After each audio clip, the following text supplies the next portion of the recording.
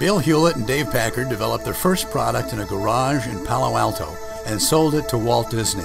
Michael Dell and much more recently Mark Zuckerberg both hit it big with projects started in their dorm rooms. For Microsoft, it was setting up shop near its first customer in Albuquerque, New Mexico.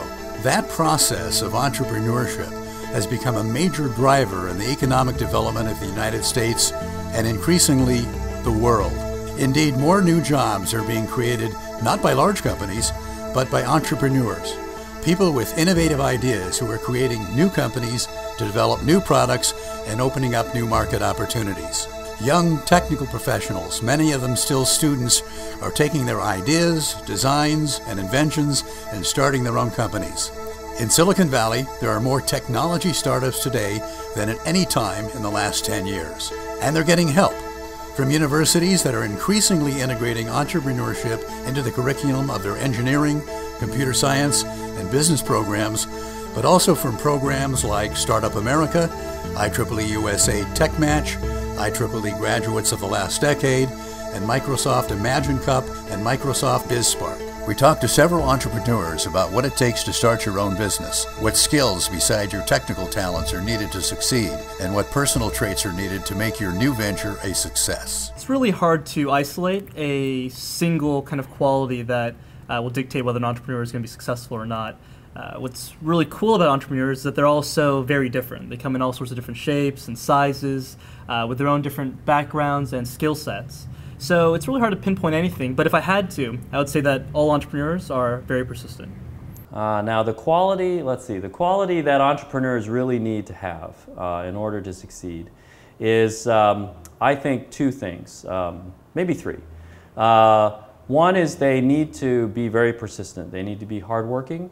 They need to be very resourceful. If they come up to a problem and they don't know how to solve it, they need to be able to figure out what it is that they have to do in order to move the project forward.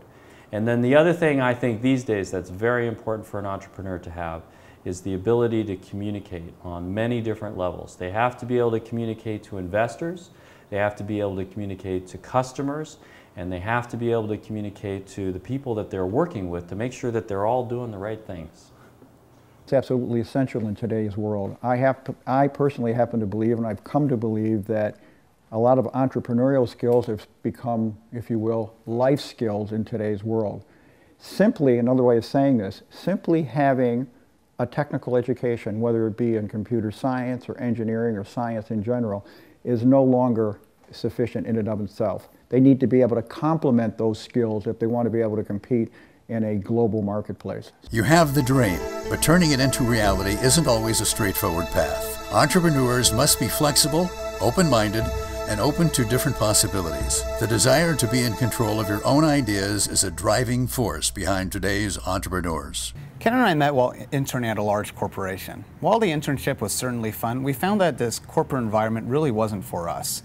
We ultimately wanted much more control over whatever we produced and knew that upon graduation we wanted to start our own business. The way we got to PyCloud wasn't too straightforward. We actually started off working on a different product called AutoTagger. It was a system to automatically detect and eventually recognize faces in the hundreds of millions of photos uploaded to Facebook every single month. And while we were working on this project, we kind of realized that we're spending all of our time not developing these computer vision algorithms, but instead working on the computing infrastructure. And that's really when we realized that there was a big business opportunity here in automating computing infrastructure so that other people don't have to. And that's really what's called cloud computing. So when I was starting to think about forming a company, which ended up being Calometrics, I was a graduate student at UC Berkeley, and we had done, my lab and I had done research on a bunch of different technologies. And when we were getting close to finishing up, my lab mate and I were trying to figure out what it is that we wanted to do. And one thing that, being in the Bay Area, we wanted to do was to start a company. So we thought about all the different ideas that you could think of to start a company with the technology that we had developed in our lab.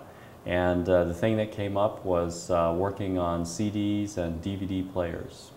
What options beyond the university are there for young entrepreneurs to help them advance their careers? There's really only so much a university can do to teach students entrepreneurship. A true simulation would have a single class lasting well over 80 hours a week and be one of the most unpredictable and open-ended courses ever offered in university history. Students can also get experience in a number of programs where they do projects or they are in sort of mini camps around startup activities. Microsoft has a camp and IEEE has some activities that could be very useful for students to try during summer months or spring breaks where they can get experience doing projects, experience doing business plans, experience doing a little technology developments, working on teams together and building their communication skills or their technical skills. Comecei a entrar em contato com os programas da Microsoft quando entrei na universidade. Então eu tinha acesso a todas as ferramentas e sistemas operacionais através do MSDNA. Então o acesso fácil às ferramentas permitiu que eu e minha equipe desenvolvêssemos projetos que foram participar da Imagine Cup depois. It's not always easy, and you may have to be creative, but there are many non-traditional opportunities for funding your startup in the U.S. and globally. You know, when it comes to startups in terms of financing, I've never seen an awful lot in the venture capital community to begin with. The study that I did, for example, where I talked to many of these very, very successful entrepreneurs, very few of them, less than 2%, ever got venture capital money to start their businesses. Many of them got venture capital after they got going and were far more successful and had customers, but not to start because the risk is great. So increasingly, I find that entrepreneurs, if they're seeking outside funds, they'll get it from a group of fairly wealthy individuals, which we call angels in the industry. And what's new about the angel community more than anything else is they're now better organized than they've ever been before. There used to be a lot of individual angels, so you'd have to go and give your pitch 100 times in a community even. Now they're organizations of angels. You can find this easily on the web. And sometimes they'll listen, so you only have to give your presentation perhaps once or twice to that group. And even if they feel you're not right for them, they may know another angel group in another part of the country where it would work. Silicon Valley is the heart of entrepreneurship, both here in the United States and the world, actually. It is possible for entrepreneurs in India or China or South America or Europe to tap into Silicon Valley. One way that they can do this is they can come and visit here and work here for a while and then go back to India or China and continue to start their companies there. Another way is that some venture capital firms or other professionals involved with Silicon Valley have been going to China and to India to help them start their own Silicon Valley areas. Good ideas mean hard work, but there are several organizations, such as the IEEE and Microsoft, that can get you on the right path. With dedication and focus, you can turn your dream into a reality.